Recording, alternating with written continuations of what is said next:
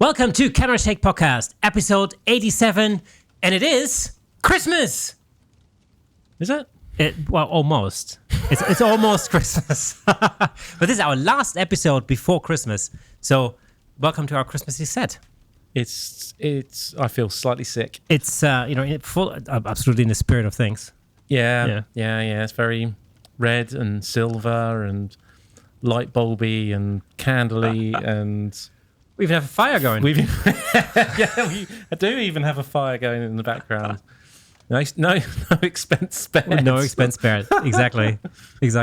So today's our second special Christmas episode already in the history of the Camera Shake Podcast. That's true. That's very true. Yeah. I don't really know where it's gone, but we're not at the end of the year yet. No, not quite. No, but we are still in the pandemic. Yeah, we're still in the pandemic. Yeah, still in the pandemic. And again, on the verge of another lockdown. Yeah, would you in a few days. It's going to happen, isn't it?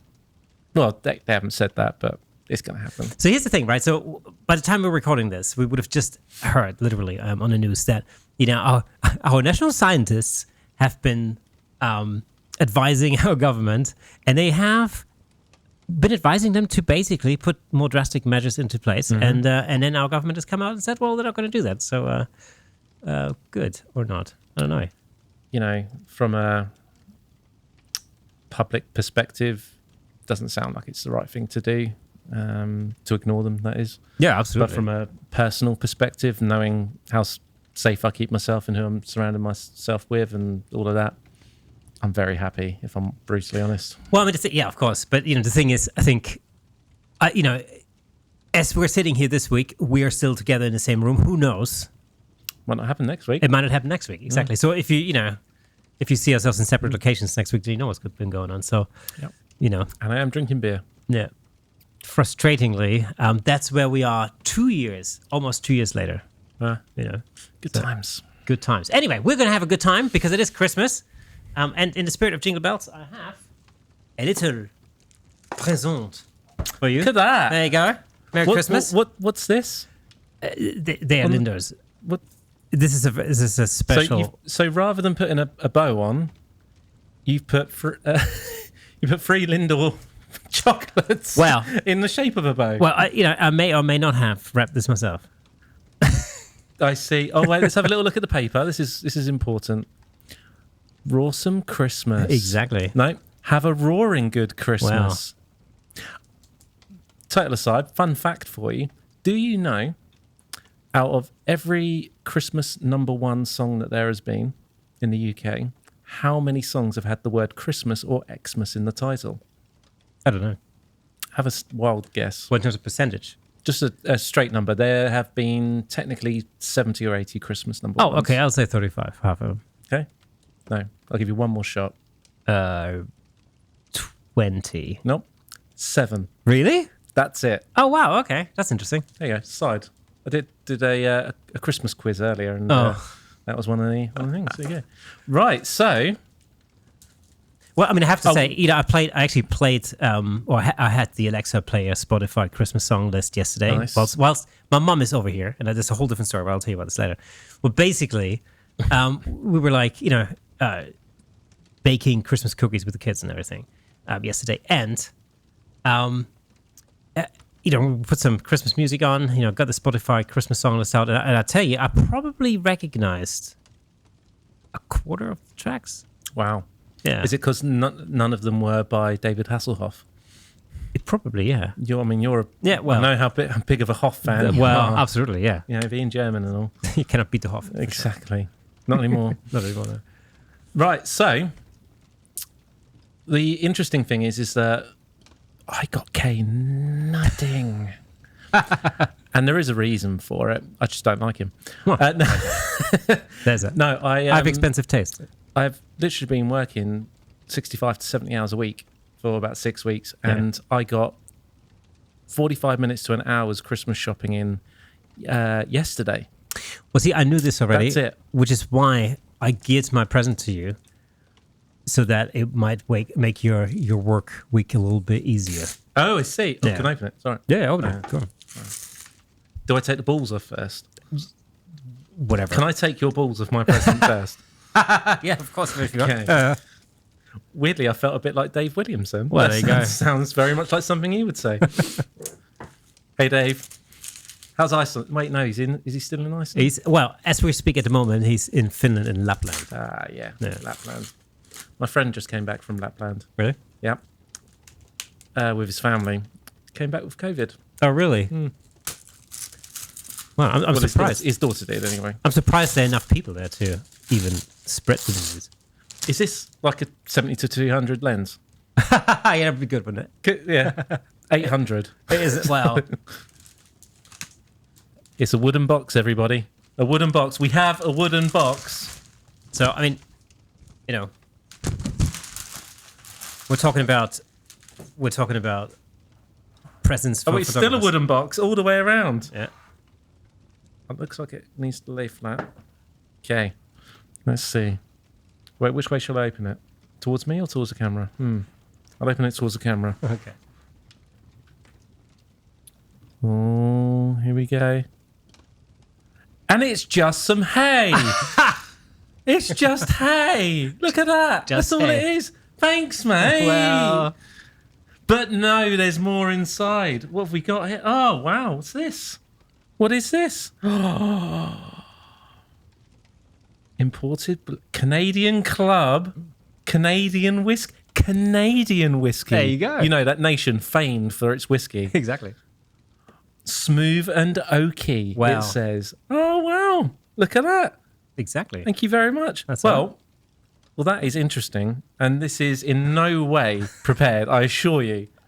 But I did bring in some whiskey for us to have during the episode. As coincidence will have it. Pure coincidence. So it does mean I have 2 glasses.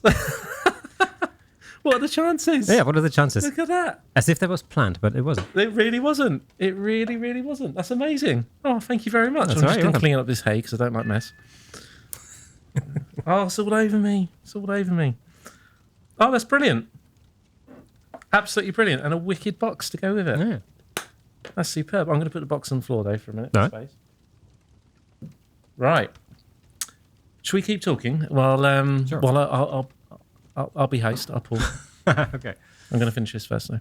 So yeah, so it wasn't it was an interesting week this week, and not only because of what's been going on in the world, well, especially in this country in terms of Omicron or Omicron, whichever I way don't you want to know. pronounce it. I have no idea.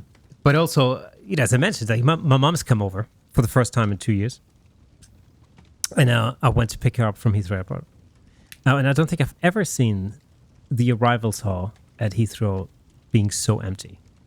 Really? Like, yeah, it was. I was actually expecting, because typically, obviously, just before Christmas, it's heaving. Like typically, it's it's packed because you've got so many people traveling in. But I guess with the worry about COVID and everything, it seems like that's really not happening this year. So it was eerily quiet. Yeah. And in fact, she was already through passport control and everything else by the time I got there.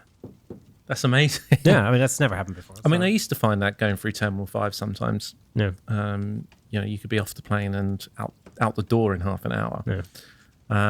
But that's been a long time since it's been like that. But that's amazing. I mean, whenever I've traveled over the last maybe 2 or 3 years, especially passport control's been such a pain that you were stuck there for like half an hour, 40 minutes, just queuing, to get through it. Yeah. So the fact that she was basically running through the whole thing meant that there were hardly any people there. So It's good, man. it's been interesting. Did she bring you any treats? Yeah, I think she brought a whole suitcase full of treats. Excellent. Yeah. That's what mums are for. Yeah, absolutely. Yeah. So yeah, it's been good. Is this one of the treats? Do we talk about him, or are we Murphy. just going to let that go? I mean, this is not. He's here because we needed a guest, True. so we invited Murph. This is Murph, by the way. One of the things. So this is like in all seriousness. If you are, if you are intending to, let's say, improve your lighting technique, or try out different lenses or anything like that, If you're into portrait photography, I think it's really super useful to have one of these mannequin type of heads. So I've used them for quite some time, just to try out different lighting patterns, different modifiers, just playing around with different ideas, because he's like the size of a human head basically, and you can put a wig on it, you can put all sorts of different things on it. Take it on a date. Take it on a date. Yeah. And you can sit on a lighting pop stand. down to Beaconsfield McDonald's on a date with him. So, and he has an adapter at the bottom where you can put him on a lighting stand. So you can literally put him up in your setup, in your studio, or if you're doing it at home. Yeah. You can light him in any way. You don't need a live model, and you can learn a ton. Do you use him for to get focus when you're shooting yourself? Yeah. So that's one of the things I started doing. Yeah, it's a good idea.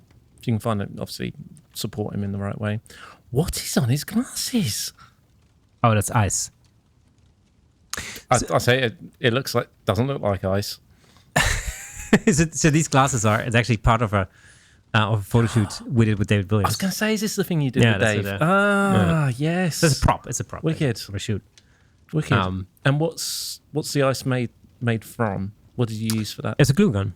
It's glue. Yeah. Nice. Yeah, right. For this particular shoot, so the idea was to create an image that was almost like sort of an Arctic Explorer style image. Yeah. And as we had we had like a big parka. Isn't this the shot or some of the shots that he's using currently as some of his thumbnails? Yeah, on that's it. On his YouTube channel right now. Yeah, it is, isn't it? Yeah. So if you go Wicked. to Dave Williams and Coffee Fernway and stuff like that, so you'll find it.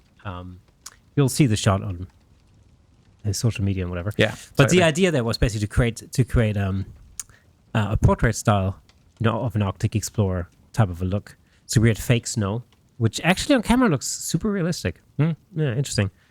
And then we just wanted to kind of create some icicles or something, coming off of this, these snow glasses, and that worked quite well. Love it. Yeah, love it. And the hat. That's your hat, isn't it? Yeah, I mean, the hat is just like a lumberjack type of a hat. Yeah, got to go with the heritage. I guess. That's one of the things. So, but I mean, again, purely from a practicing point of view, these sort of hats really don't set you back a lot. You can get them in all different skin colors, by the way. If you're, if there's something specific you're practicing, you can get female and male hats, and they are super awesome if you want to improve your lighting technique. Yeah, your portrait lighting technique, I should say. So, I've always found it very, very useful. I use that a lot when I'm sort of playing around with different ideas, maybe for different, different headshot styles or something that I was, you just whenever you get a new modifier, it's always useful. Totally. Absolutely. Absolutely. Yeah, That's or cool. gels or whatever it is you want to practice. I like it. I like him. What's his name? Murph. Why Murph? I don't know. No idea. That's just his name. So Kay has a habit of giving inanimate objects names, particularly plants and toilets. Go figure. Toilets? I don't know. I've not. I'll call him John. It's John.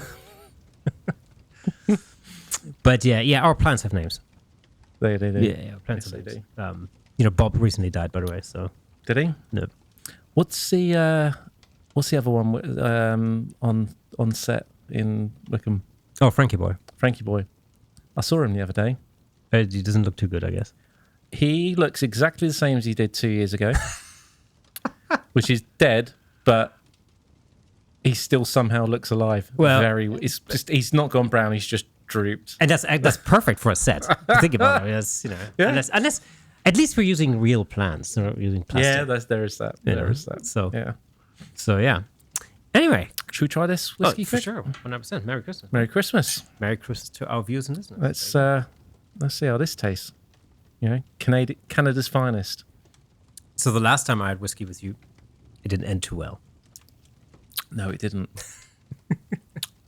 Surprisingly smooth. It's not bad. It's oddly fruity. I don't have that much experience when it comes to whiskey, but this tastes good. It's the kind of whiskey you can down. That's all I'm saying. Yeah. Yeah, this is good, actually. That's dangerous.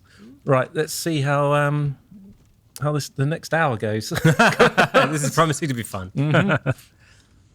Anyway, so Christmas time. My balls. Very balls. Yeah. So I mean, what have you been doing to get yourself into the Christmas spirit so far? Nothing. No, I don't get myself into the Christmas spirit. This is as Christmassy as I've ever been. Right. Check out the jumper, though. No. Don't know if you can see that on camera. It's a reindeer. Whoa. It's got another ball on it for a nose. Look at that. Oh, Look at that. that's Massive. that's impressive. You might go see a doctor for that. It's just, It's more Yeah. the redness. yeah, more the redness, yeah. Honestly, nothing. Like I say, I got an hour's shopping in yesterday. Yeah. And that's the only Christmas-related thing I've done so far. Right. Just haven't had time. And the few hours I've had off here and there, I've been too tired. It's just not... Yeah. But another couple of days and I'll be relaxed. I'm going to take 4 days off straight. Do you have any sort of family Christmas time plan or? Yeah. Yeah. Over at my mum's on Christmas Day itself. Over at my girlfriend's on Boxing Day. All right. And then back to my mum's sort of evening time as well. And the bank holidays are kind of up in the air. Oh, you know, those bank holidays you didn't know existed. That just went straight past me. I just didn't make the connection. So when a bank holiday falls on a weekend here, if it's always on this, like Christmas, in fact, it's only Christmas that this happens with Christmas and Boxing Day, 'cause it's always the 25th and 26th. Or it could be Easter? No. No. Because that'll always still be the Friday and the Monday. Oh, of course it would. Yeah. That's how If much it I falls know on a about weekend, any of it, you get the weekdays off as Right. bank holidays. All right. But this year, because they both fall on the weekend, you get 4 days of Christmas. Kind of how it feels. Yeah. Because you're basically, the idea is so you always get 2 days off work. Yeah, so because Monday and Tuesday are effectively Yeah. Christmas Day and Boxing Day. Yeah. Yeah. Exactly. Oh, yeah, I didn't realize that. So Okay. imagine my surprise. How long have you lived here? Too long. I don't think many other countries do that though. I don't believe the US do anything like that. I don't believe Germany do that. Canada. I don't know. I seriously don't know. It's great. Yeah. I mean, I can't remember. I mean, to be fair, I've spent more Christmases in this country than I have in any other. So I don't really remember. I actually don't remember any, at any point having Christmas on the weekend. So I don't know. That's not, and typically, obviously, I mean, in Germany, Christmas is slightly different in the sense that the big day is the 24th, Christmas Eve. Christmas Eve, right? Yeah, so that's when the presents happen and all that. Yeah. It's funny how they've come up with sort of a workaround for Christmas showing up, because for Santa Claus showing up, because obviously the whole thing about him arriving at night and climbing down the chimney and all that kind of stuff isn't going to work if he comes on Christmas Eve. So you have to sort of rework that whole storyline a little bit so that it actually makes sense. So what typically happens is, as a kid, like, you have Christmas dinner, which is on the 27th, on the 24th. And then what happens is, your parents always draw out or drag out the Christmas dinner kind of a thing. So everything's super slow. And as a kid, you sit there and you go, oh man, come on, presents. And then, you have to like clear the table and everything takes a lot of time. And then you're sent off to your room. Right? And in that time, apparently, that is when Santa comes, apparently. So that's the thing. And how old were you when you weren't sent to your room anymore? 21.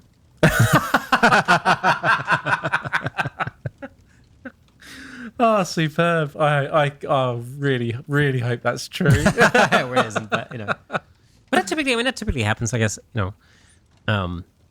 and it was always funny in my family because my parents were really mean. Actually, they really dragged the whole thing out into the evening because we had Christmas dinner in the evening.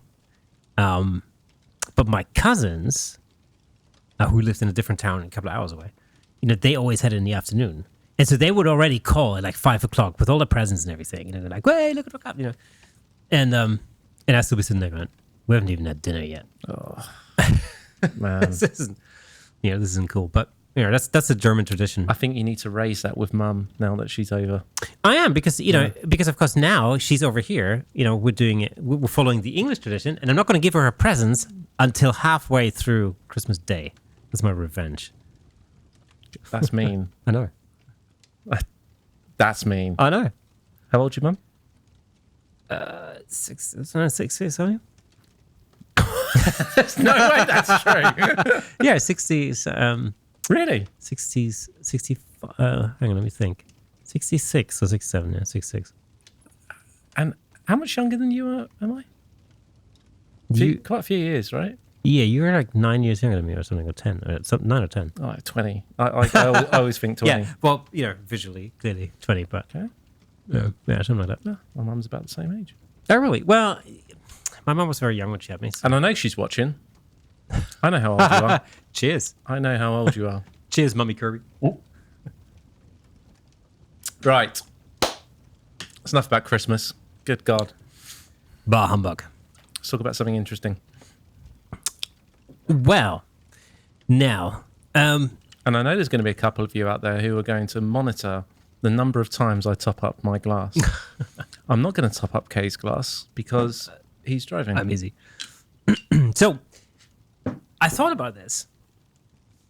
And I thought, when I... thinking back about 2021... there's been a lot of changes. Like, we have gone through a lot of changes, although... I mean, I would say business has picked up and, things have moved along and it wasn't quite as stationary in a sense as 2020. Definitely we're in a completely different place now than compared to where we were at the beginning of the year. Although exactly a year ago, we were saying oh man, I can't wait for 2021 to come around. There's going to be this, 2021 is going to be the year where everything changes, COVID will be history and, it's a new start and everything. And now here we are at the end of 2021. And it still feels exactly the same, as in oh man, we're staring down the barrel of another lockdown. We're sort of in the same place. There's a new variant, which is just as dangerous as the old one was without any vaccinations and all that kind of stuff. We're sort of in exactly the same place. But a number of things have changed. I mean, one of the things I think that has changed for us is actually, I mean, we've gotten a lot more toys to play with over the last year. Yeah. So... My bank balance very much knows that. So what do you think was the best gear that you bought in 2021? The best piece of gear? I don't know if I have an answer to that. I've changed and upgraded so much in the last year. Yeah. The biggest change was obviously moving from Panasonic and Nikon to full Canon system, so to the C70 and the R6. The C70 is just, I love that camera. I mean, that's what we're filming on right now. It is just, the more I use it, which is, understandable, the more I use it, the happier with it I get. And the more the limitations I find of it too, which is what happens when you use something over and over and over and over and over again. You find its strengths, you find its weaknesses, and there's just so many strengths to it. And it just makes, put it this way, it makes filming joyful. What was the biggest thing for you, fun. Moving from the Panasonic GH5S to the C70? What was the biggest change for you, other than, let's say, the colors or something, purely from a practical point of view? Oh, good question. Practical point of view.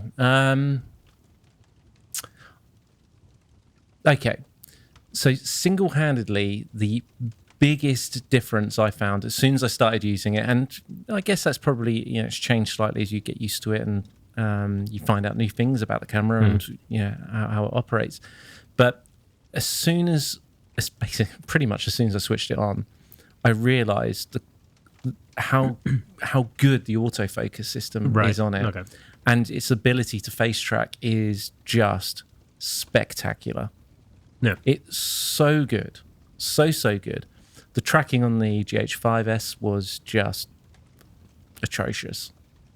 Really. It's awful. If it's perfect conditions, it'll do its job. Absolutely. But what's the Canon have done on the C70 is just amazing. I'm sure it's the same systems in the other cinema line as well, but it's just absolutely amazing. So they've released like the R5 as well and the R3 as well since the C70 has come out. And I was watching. Other than having my hands on the R3 at the photography show, I've watched some videos on comparisons between the R3 and the C70. They're not the same thing. First of all, they are for different purposes. Let's just put that out there. But obviously, as the R3 as a hybrid shooter is sensational. What a camera that thing is. And I did a comparison of the autofocus as part of that.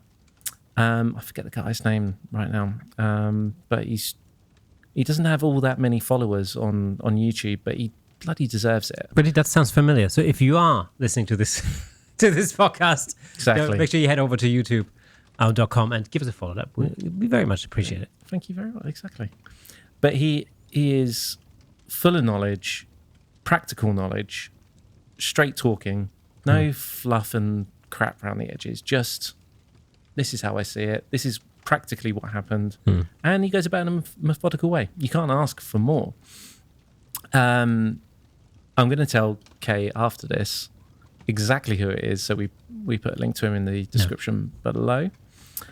Anyway, he did a comparison, and the C70, its face tracking is potentially slightly better than the R3's tracking, which it would do eye tracking on the R3, I guess.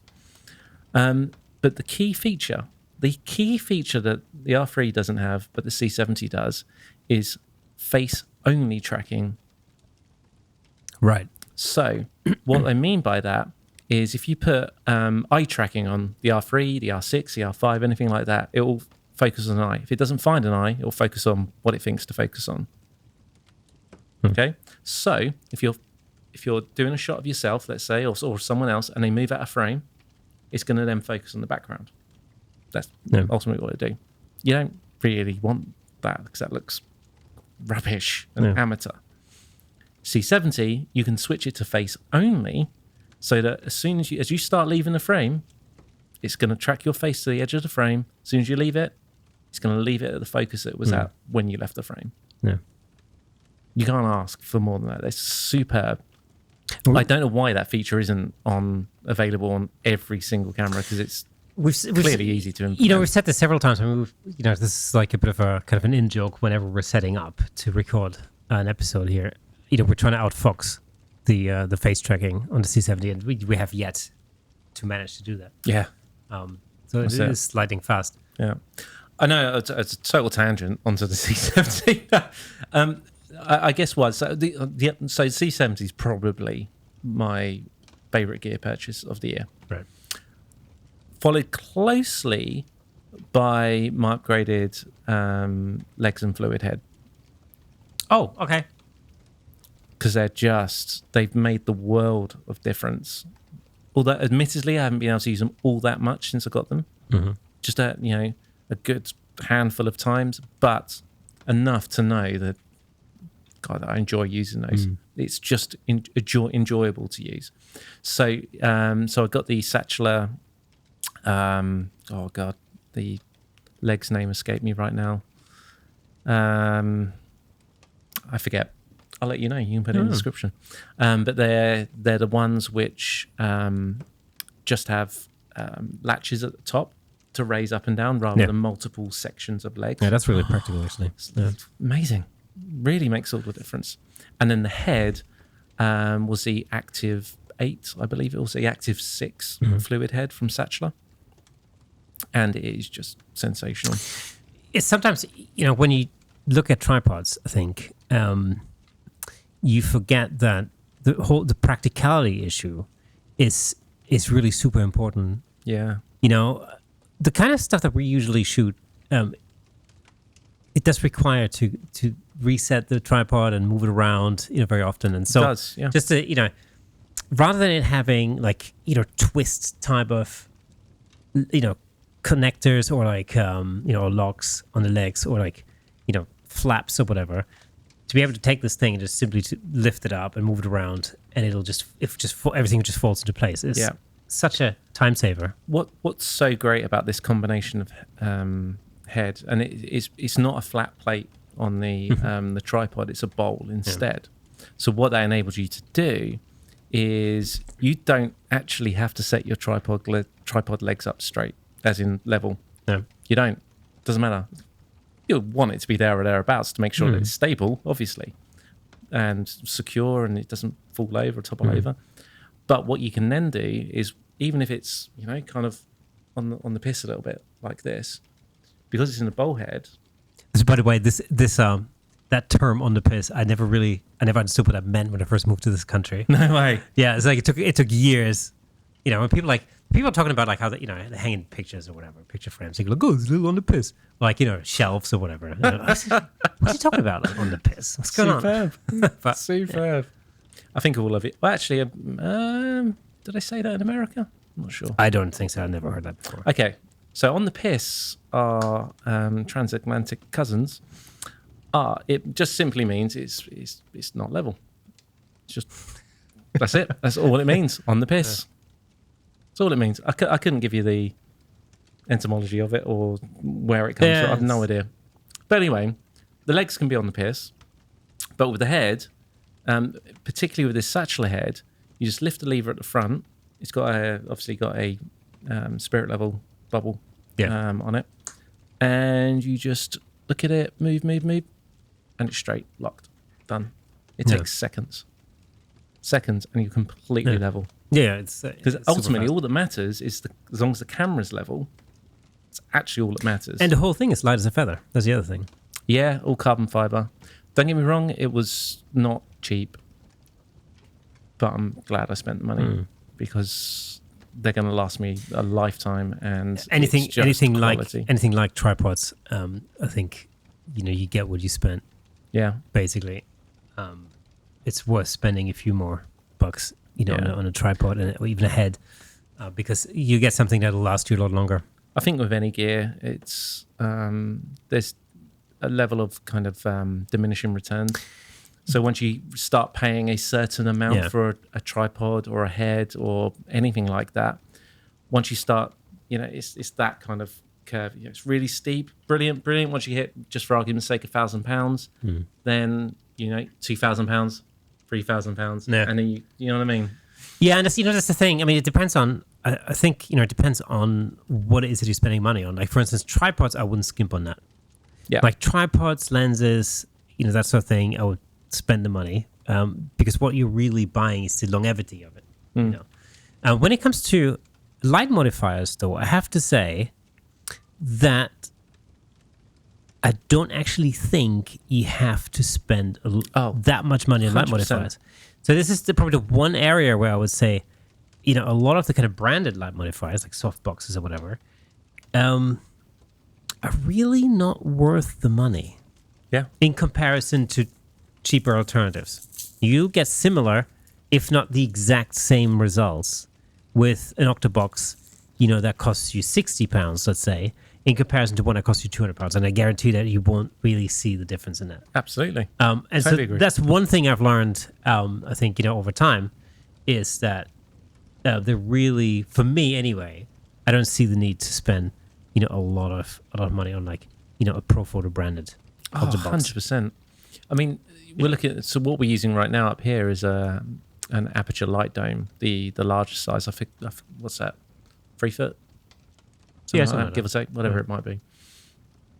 And the primary reason for getting that rather than something that's basically half the price, because you can get those half the price, no worries, something similar, is there's two reasons. Well, there's one reason, and the second reason I thought would be relevant, but it's turned out not to be relevant. So the main reason is because of the way you set it up and set it down. Yeah. It's got these, you just kind of latches, if you like, click around, and then they push open, and it's down, rather than having to pull out any kind of rods or anything like that. And the convenience of it, and that's what what you're paying for.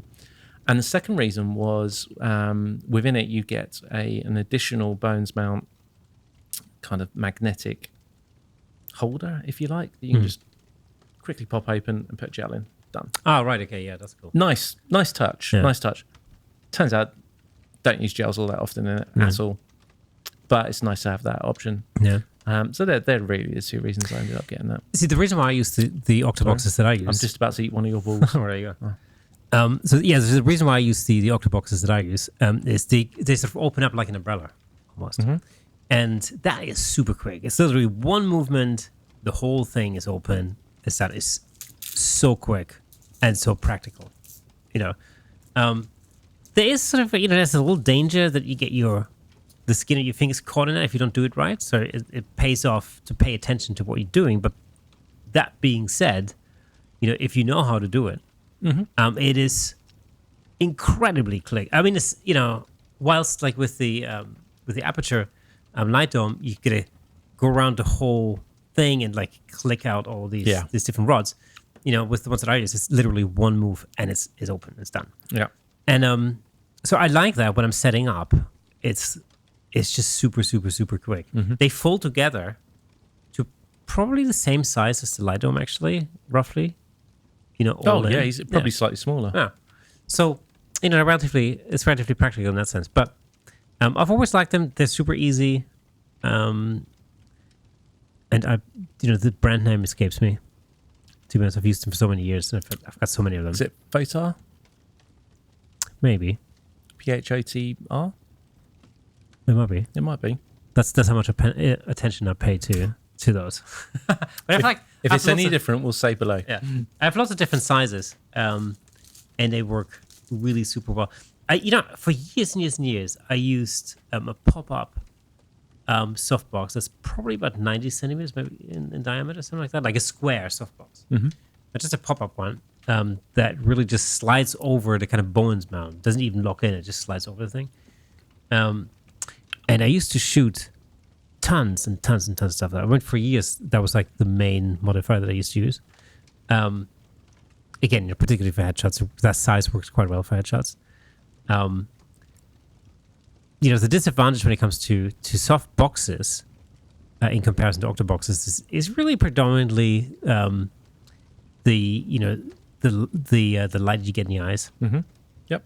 So that's the catch lights are obviously a different shape, and how do they just for anyone who perhaps doesn't know what the different shapes are, what's the difference? Okay, so basically, generally speaking, your desired catch light is supposed to be something that somehow resembles the sun, because that would be what would naturally happen in nature, right? So if you took a picture of somebody outside, typically this little white catch light is what it's called in the eye. That's usually shaped round because the sun is round. Okay, and so in order to make something look relatively natural, that's what you desire, generally speaking. And so of course, if you use a modifier like a softbox that's shaped differently, that shape will then be represented in the catch light in the eye. So if you use a box that's square, you will get a square catch light in the eye. And if you use a modifier that is, for argument's sake, if you use a modifier that's triangular, not that I know of any, but if you did, then then the catch light would be triangular, right? So the idea with an octobox is essentially something that's pretty round. I mean, it's an octagon, right? So it's pretty round. So the catch light you get in somebody's eyes is pretty round, and therefore looks more like the sun. So the other modifier that's very common, for instance, would be something like a beauty dish, which is totally round. And again, you would get a round catch light in the eye.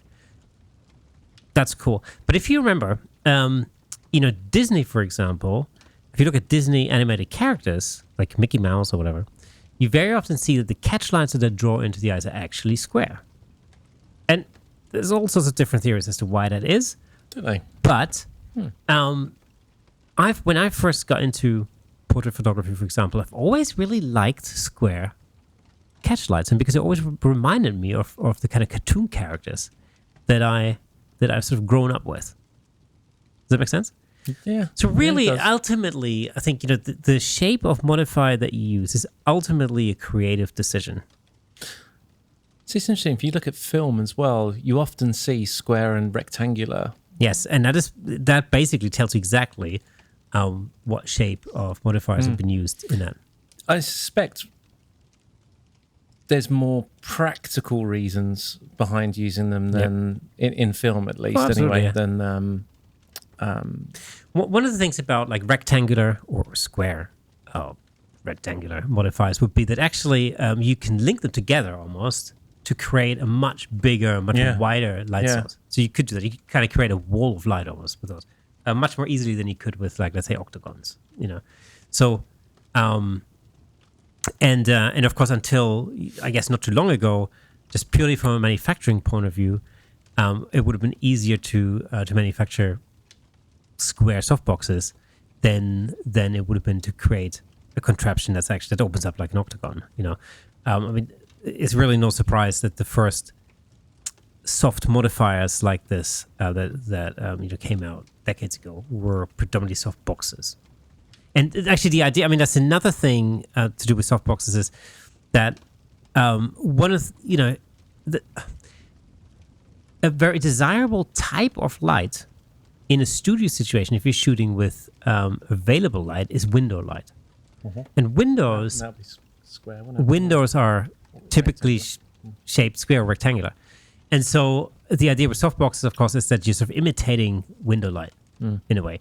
So you can argue that, for instance, if you were to shoot a model in front of a window or indoors, something like that, then a soft box would actually be a better choice because it would more accurately represent what would actually be going on in this space. Yeah. But if you're shooting somebody just in a straight up studio, situation with no, like with a background, or outside or something like that, then really an octabox or some kind of more roundish modifier would probably be the better choice because, again, it would just look more realistic. Makes sense. And I mean, we've talked about this before, but that was one of the things I taught my daughter when she was like, I don't know, 5 or something, like years ago, was to look at the shape of the catchlight in the eye, because I remember at that time we were at a train station in Germany actually, waiting for a train, and there was a movie poster for like a Marvel, maybe it was a DC superhero movie or something, and there was a whole like an ensemble cast like on the poster. Maybe it was Justice League or something like that. And I was looking at the poster, and I noticed that the catchlights in the eyes of the different superheroes were all different shapes. And so I said to my daughter, like, "Oh, look at this! They were definitely not in the same place when this. That this is a composite, in other words." It's funny, isn't it? Because you would think that they would. I mean, clearly they don't care. It doesn't matter. Because it doesn't matter. It's just an oversight. I mean, to be honest, that's something you would disseminate to the photographers taking the particular shots in wherever they are taking them, that you need to use a square modifier, you might round, whatever it might be, or you would just adjust it in post. Yeah, I mean, you typically just adjust it in post. Right? I mean, done it so many times where I've changed the shape of the catchlight. It's a typical thing you do. It's something that is it's just an oversight, I think, just really rarely of it. But it was just interesting, and so I remember talking to my daughter about different modifiers and how you can figure out what kind of type of light modifier they use in the studio. And since then, she always points out the catchlights to me in any photo or like poster that she sees. So that's good. That's funny. Just learned. But yeah, I mean, it's that's basically when it comes to the difference between soft boxes and octaboxes, for example, and beauty dishes. That's really where that comes from. So you're on one hand you're imitating window light, on the other hand you're imitating the sun, and very broadly speaking. The other thing that is really important is the size of the modifier, and that really depends on a number of different factors.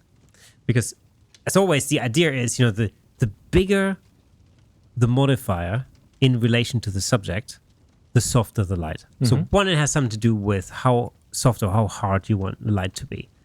And the size, what I mean by, the size of the modifier in relation to the subject is basically, it really depends on, first of all, how big the modifier is in itself. Whether it's, let's say for argument's sake, a 1 foot octabox or 5 foot or 6 foot octabox. Mm-hmm. But also, of course, it depends on how far away from the subject that light modifier is. So imagine, for instance, if you're shooting, let's say you're shooting a group of people, like 2, 3, 4 people, a band, let's say a band shooter, whatever. Because you need a wider shot, that modifier will have to be further away from the subject. And so therefore, in order to get the same softness of light, you need a bigger modifier. So if you take a small modifier and you move it very close to the subject, relatively speaking, that will appear bigger. So therefore, the light will be softer. Does that make sense? Yeah. And so, so it depends on the setup. It depends on how, your lighting diagram and everything else.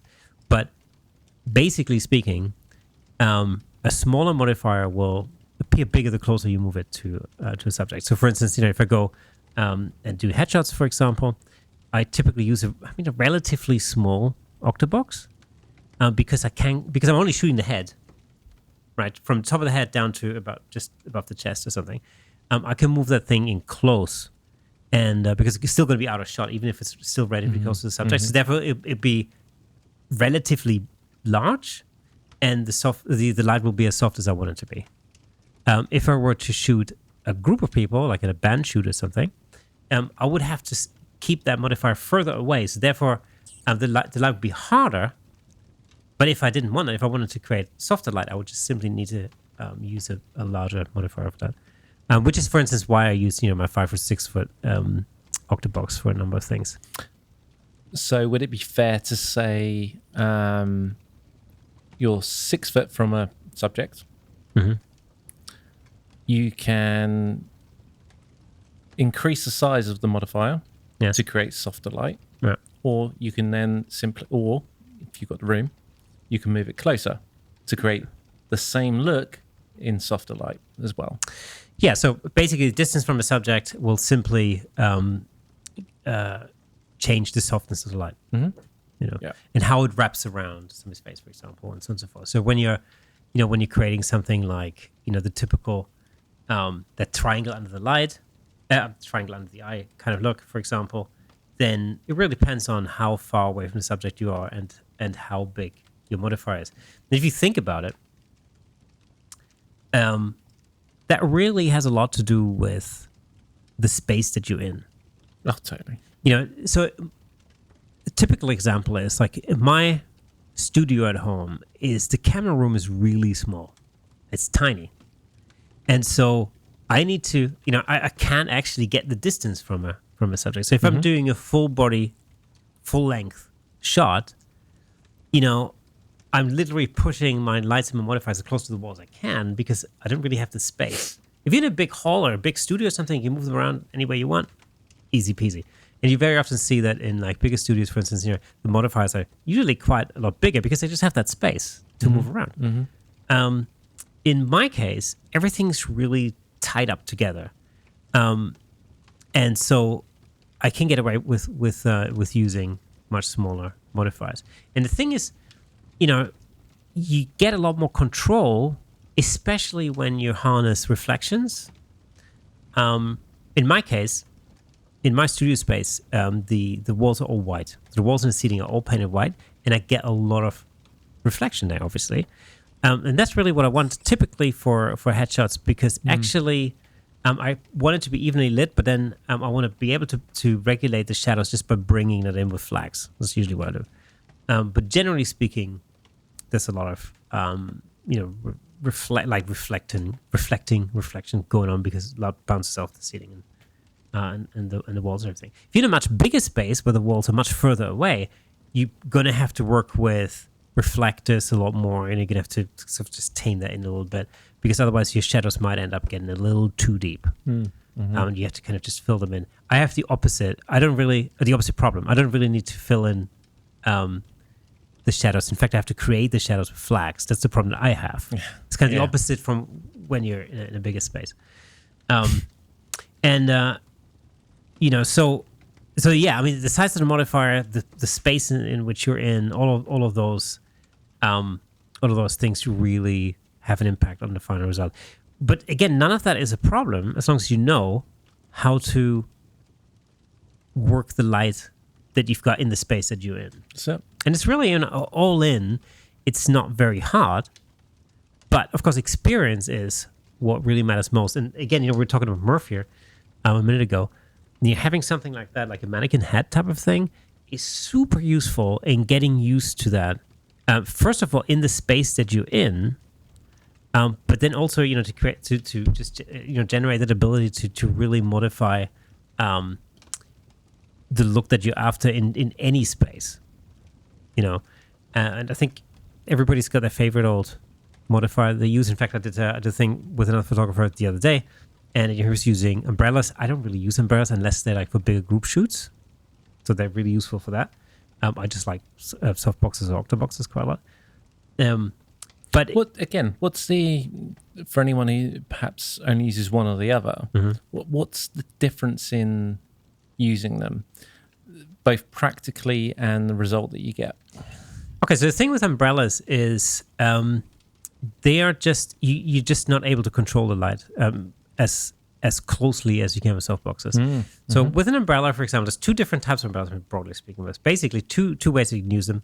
You either have shoot-through umbrellas, which is basically a white umbrella, and you basically point the umbrella at the subject, and the light shoots into the umbrella, and what happens is the umbrella itself diffuses the light and creates a bigger light source. And so again, what you're doing is you're creating something that's bigger and therefore softer. So you're creating softer light. So if you were to aim a strobe or a speed light or something directly at your subject without any modification at all, it will give you pretty hard light, relatively hard light.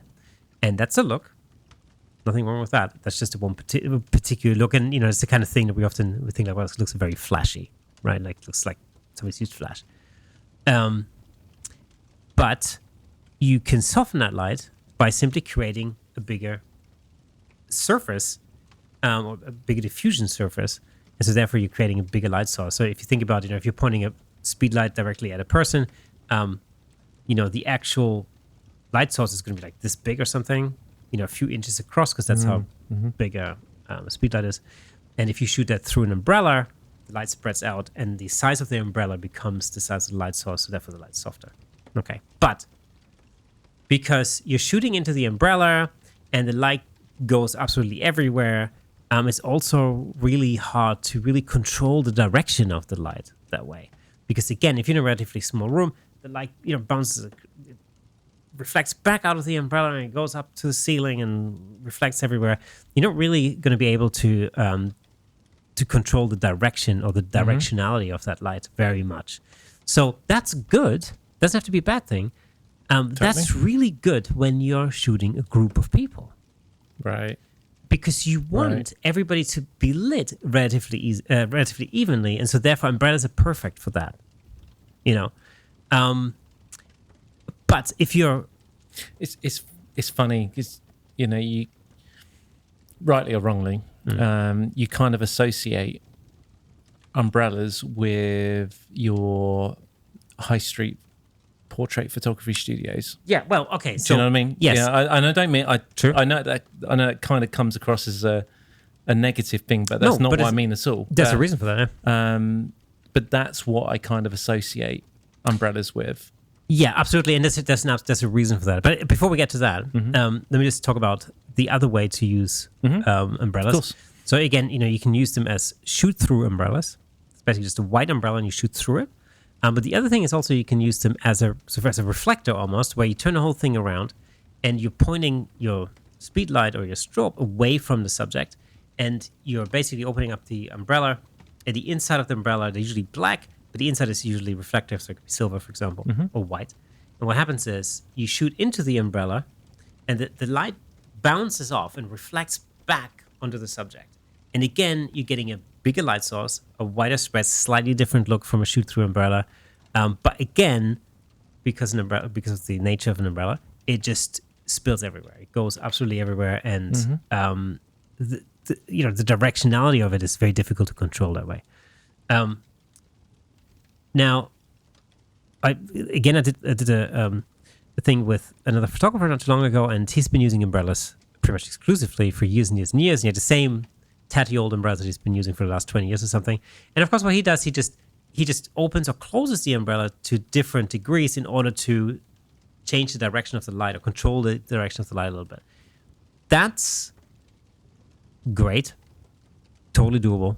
It's a great way to really get a lot of mileage out of something that's really not expensive. That's the other thing. Umbrellas are super cheap. Yeah, they are, aren't they? They are cheap, cheap, cheap, and cheap. You can get them in different sizes. Doesn't break the bank. And for anybody wanting to get into studio lighting, speed lights and umbrellas, super cheap way of doing that. Perfect. You can get used to using artificial light. It's a great way, and you can sort of later on you can move on to some softboxes, some octoboxes, or whatever.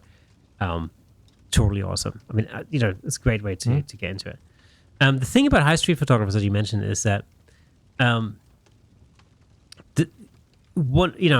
I say this because a few years ago I was actually offered to take over a high street studio, which I declined because I really didn't want to. So the idea behind a high street studio, so a high street studio in UK terms, really, for all of our international listeners, is basically the typical photo studio you would find at, in a main street or in a high street in a town, maybe a small town or something.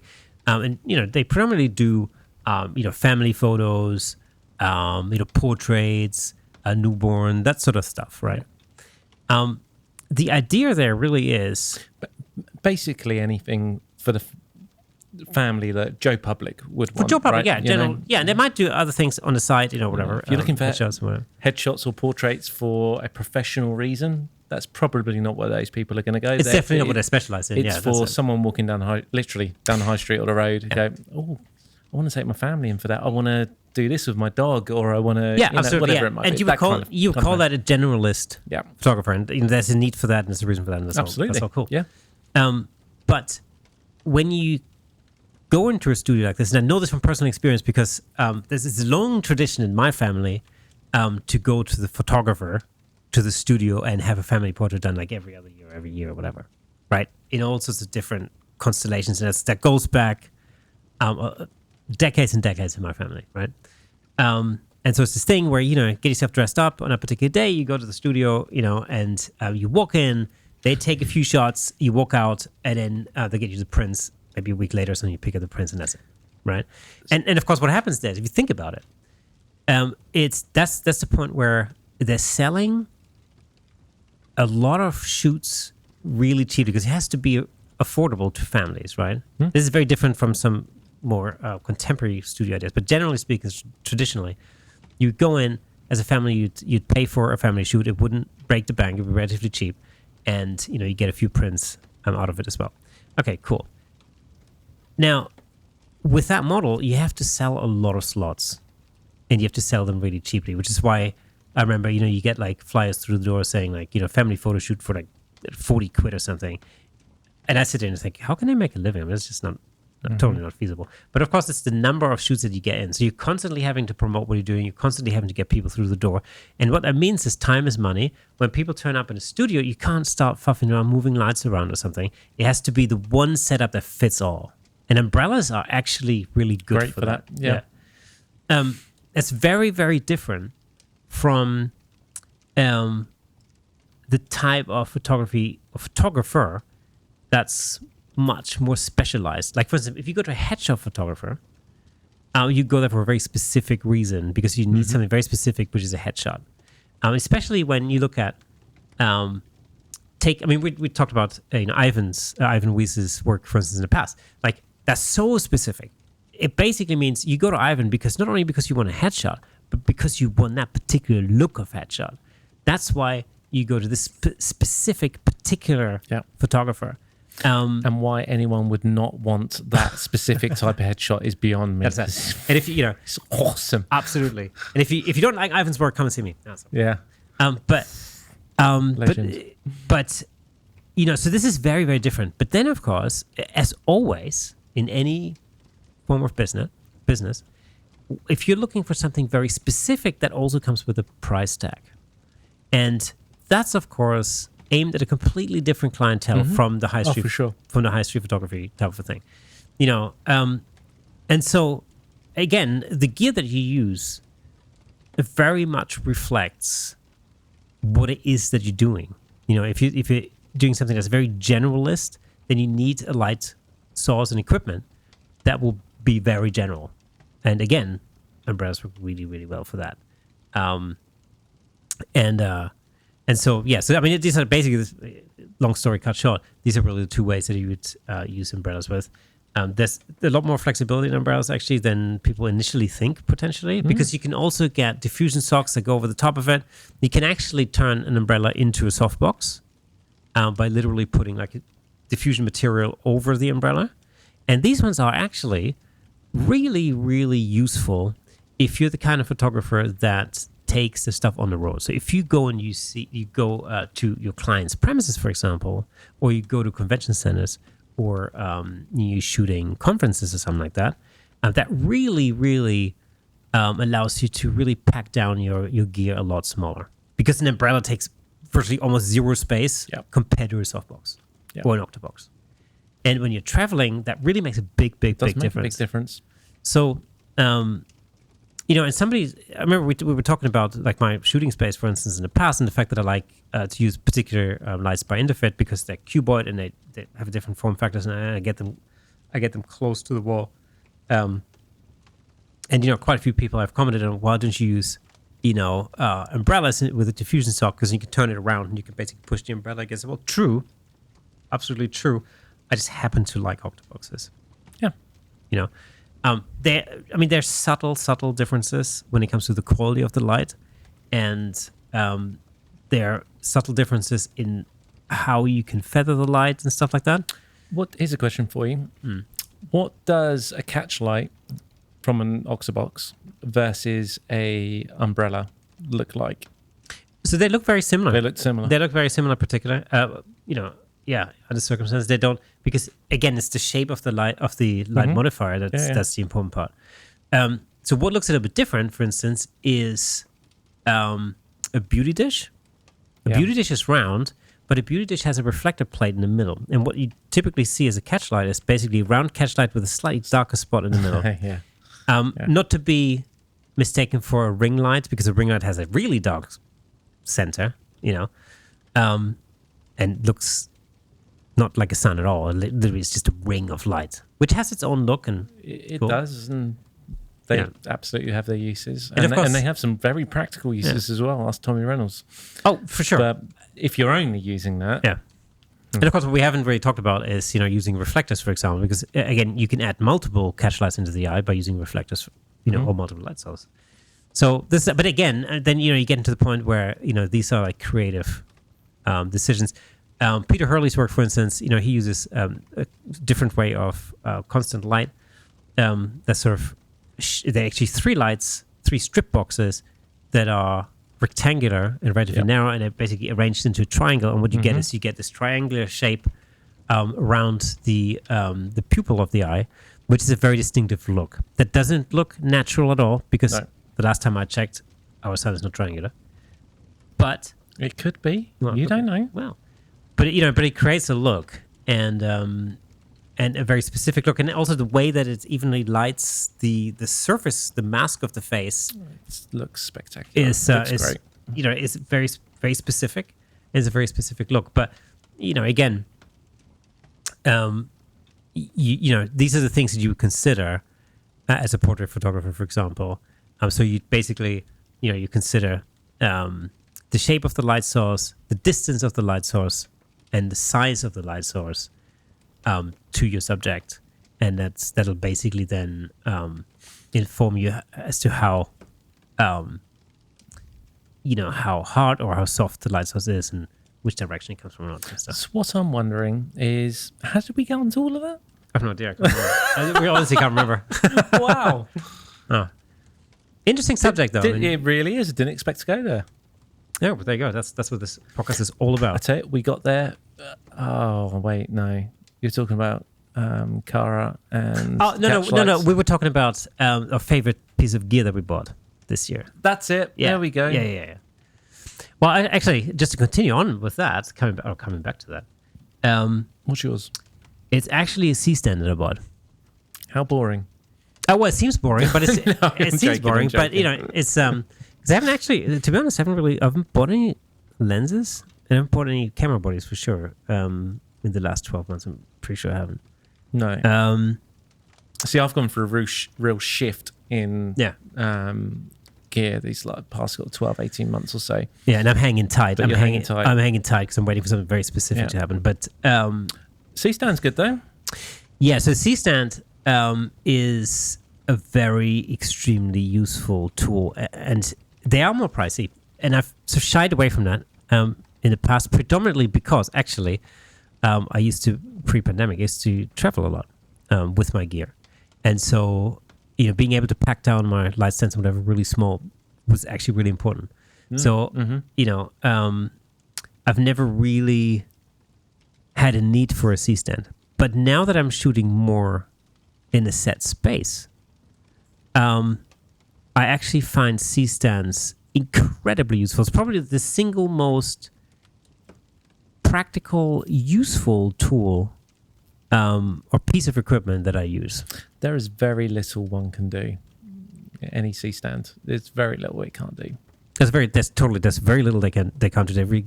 This particular one, I use a C-stand by Newer, which I have to say is super awesome. It's solid as hell. And super those flexible. newer ones are a lot cheaper than many of them out there. But the quality's fantastic. Yeah, the quality is fantastic. There's a little trick to that as well. But basically, what I like about this Newer is that it's, as far as C-stands are concerned, it's super flexible. It's a boom. It has a boom arm, which works extremely well. And also, you can buy some additional wheels for it that allows you to basically you just basically add the wheels to the feet, and then you can wheel it around, which is, again, that's something I've come to appreciate a lot. So those who may not be overly familiar with C-stands, they're used in photography studios all over the world. Oh, in film. That's where I come from. If you're any kind of pro photographer, there's going to be a C-stand there, and there's a reason for it. But just for awareness, you will also find C-stands, the same type of C-stands with perhaps slightly different connectors on the end, in all of the best recording studios in the world. Oh, yeah. You will also find them in wherever some kind of engineering is being done as well. The same type of C-stand, there'll be slight differences to them to make them suit that particular environment. Yeah. But it's the same stuff. It's exactly the same thing. There's a reason for it.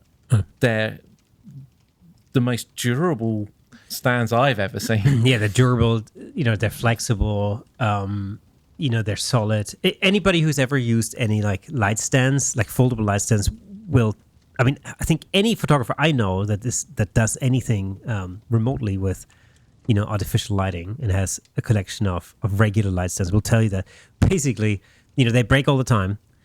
You end up with like a graveyard of skeleton light stands in your garage or something like that, and you end up Frankensteining them together or whatnot. Yeah. They're a pain in the ass. They're also like, you need to weigh them down all the time because they're lightweight and they're not particularly sturdy and whatever. And, especially when you're on location, they're a real pain in the ass. If not, a safety hazard, basically. Mm-hmm. And, if you want to put your like really expensive studio strobes on one of those, then good luck. And that being said, there are companies like Manfrotto, for example, who makes a more sturdier, more solid light stands for sure, that are a lot more worthwhile. But in terms of price, the difference between like a super sturdy Manfrotto and a C-stand, they're kind of give or take the same, right? Give or take the same, yeah. The C-stand is really something that's when you're shooting in a fixed location, is the single most useful piece of gear. And this is the difference, isn't it? Really, is that you can't travel with a C-stand. Well, you can. You can, and we have. yeah, we do. Yeah. But it's not particularly practical to take multiple C-stands with you. No, not if you're. If you need 3 or 4 on a shoot. Whereas if you take 3 or 4 Manfrotto style, you don't get the degree of flexibility you do with a C-stand. But it's a significantly smaller package. Yeah. It's much lighter. You may need to bring a different stand, which is a boom, depending on what you're doing, which may be beneficial. So if you're going to travel a lot and you need it to go to remote shoots with multiple stands, C-stand might not be the right thing to do. Maybe one, depending on how you're traveling. But if you're generally, as you say, in a fixed kind of location, I'm not sure why you would use anything else. No, true. I mean, you actually save yourself a lot of money in the long run. It's one of the because you just be replacing the cheaper lighting stands all the time. So that is just if you're sort of if you're an amateur, I'd say going into semi-pro, and you decide you want to shoot more with artificial lighting.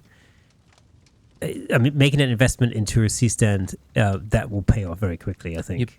Rather than trying to upgrade your young new speed lights, upgrade 100%. To a C-stand. Don't upgrade those lights, because the benefit you will get from a C-stand is far greater than upgrading to a Pro Photo light. That's a really good point. If you're thinking about moving, from speed lights to studio strobes, I would say that it's a better investment to ditch your existing cheap lighting stands and invest into a C-stand or two.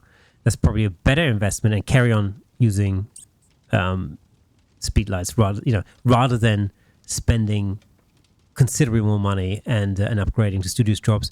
Studio strobes are super awesome, and they have their uses, but really, really, really and truly, there are, for the amateur photographer, stroke semi-pro photographer, there are very little things you cannot do with a speed light. Absolutely. That you would absolutely need to have a studio strobe for.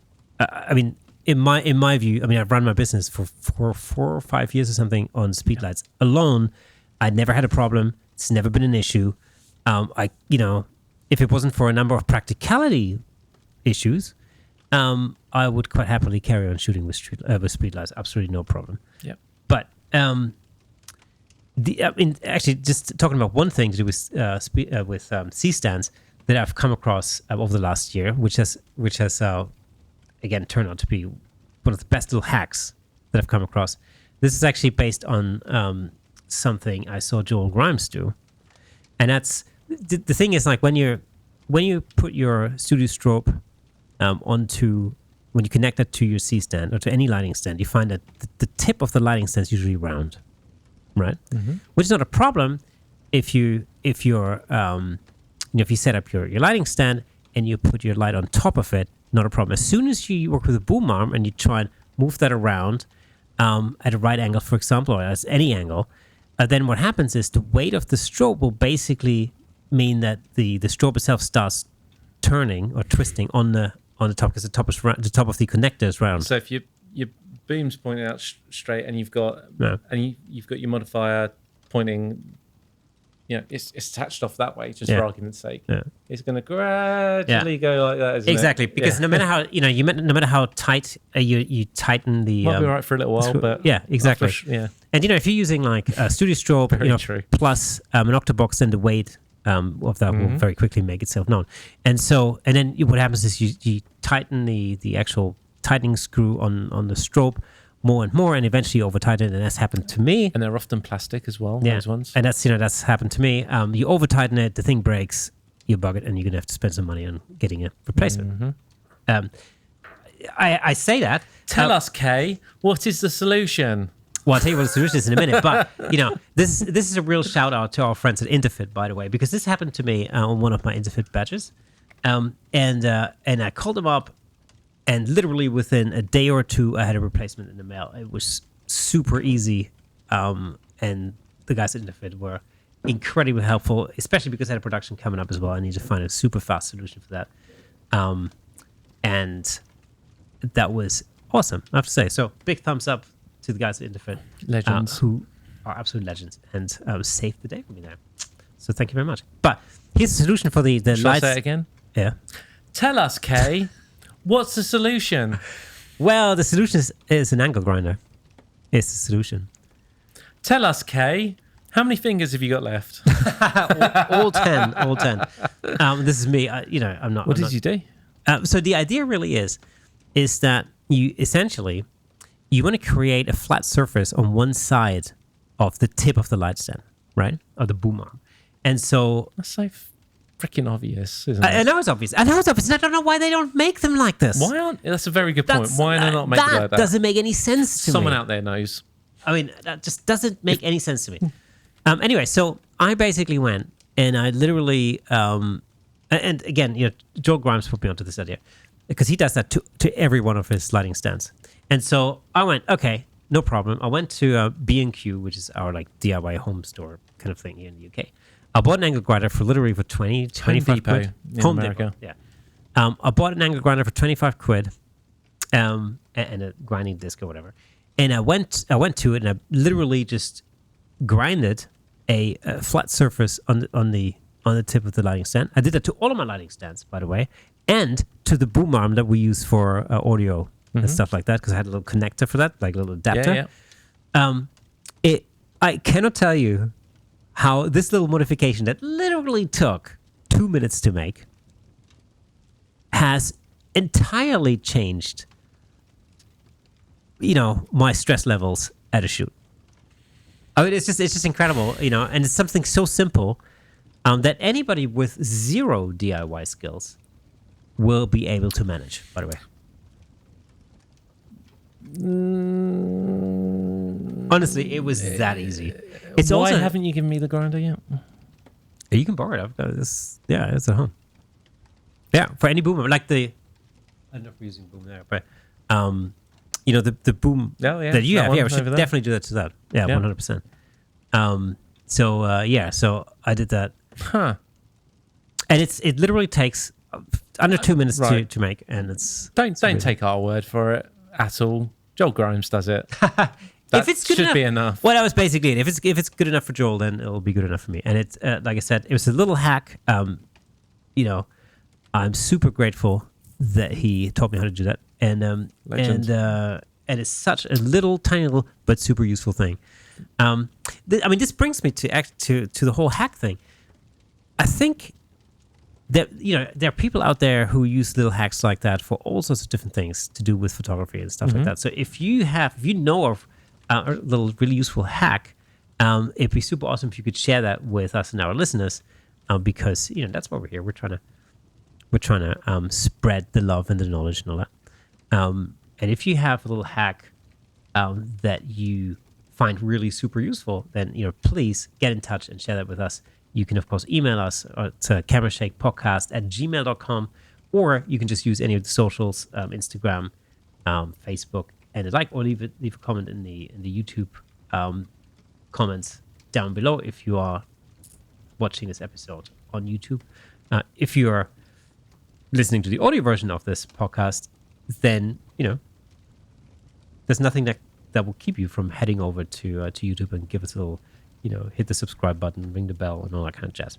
That'd be super awesome. So, super awesome. With that being said, I think we've pretty much come to the end of. Ooh, not quite. Not quite. Let's just talk about my MacBook real quick. Oh, okay, yeah. Just real quick. Mac update. I'm going to pick up my phone. The update. Because I don't have this written down. Yeah. Hold on. So, MacBook has finally arrived. It's awesome, by the way. No. To the point where I used it for an hour, went back to my previous existing kind of MacBook, and didn't like being on it already. Oh, really? Okay. I didn't like the keyboard. I didn't like the way it looked. I didn't like the way it felt. Nothing. It's that nice. I love it.